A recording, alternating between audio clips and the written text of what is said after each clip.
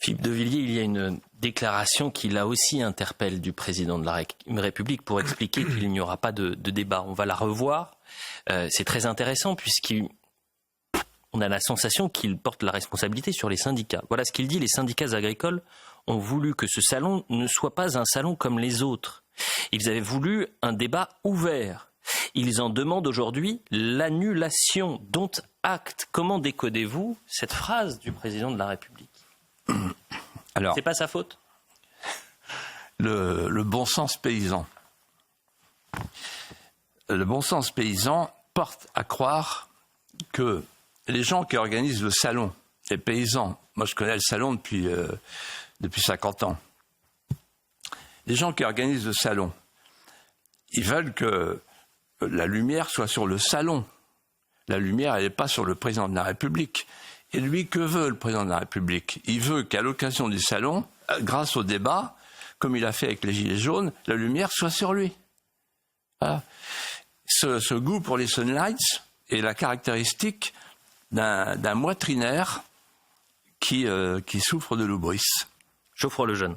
Mais cette invitation, elle a malgré tout existé à un moment donné. En tout cas, elle a été sur la table pendant une vingtaine d'heures avant d'être annulée.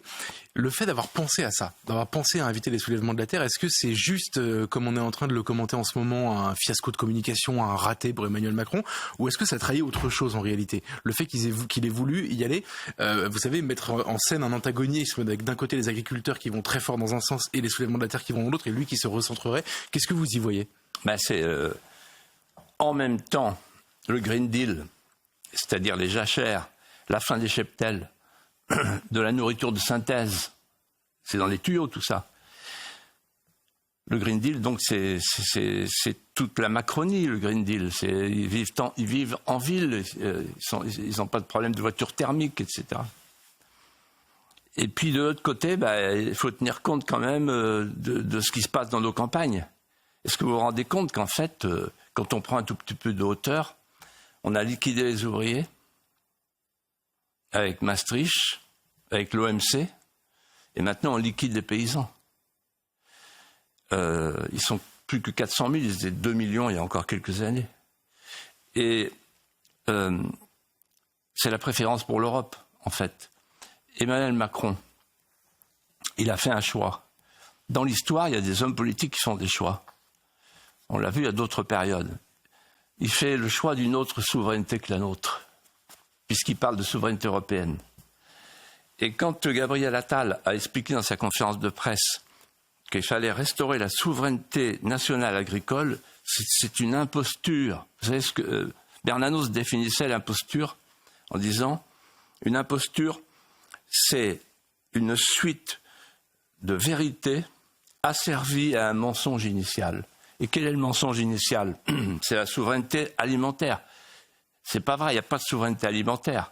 Puisque là, aujourd'hui, on vient d'apprendre, il y a quelques heures, que les importations sur l'Ukraine sont maintenues. C'est un commissaire qui l'a annoncé. On vient d'apprendre, il y a quelques heures, que la négociation sur le Mercosur et sur les traités de libre-échange sont maintenues. On vient d'apprendre que le Green Deal est maintenu. Il y a juste une suspension d'1 an. Donc on comprend la colère des agriculteurs qui sont des gens de bon sens et de parole. Et comme ce sont des Français qui croient à la parole d'honneur, quand les hommes politiques leur parlent, ils les croient.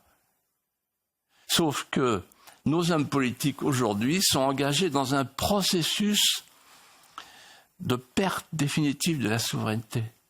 Le pouvoir n'est plus chez nous, même pour les prix Egalim, il faut Egalim européen, etc. Donc en fait, c'est impossible à dire, vous comprenez, pour les politiciens, de toute tendance. Parce que de toute façon, ils feront tous pareil. Il n'y a rien à faire. On n'a plus la souveraineté. Quand vous n'êtes plus souverain, vous avez que vos yeux pour pleurer. Voilà. Alors soit on prend ça sur le mode du vaudeville. Peut-être on peut appeler Molière. On peut le rappeler, il était là la semaine dernière. Soit on prend ça au tragique. Et moi, je pense à tous ces pères de famille, toutes ces mères de famille qui sont là sur leur tracteur, aux invalides. Et je suis passé à côté tout à l'heure et j'en avais les larmes aux yeux.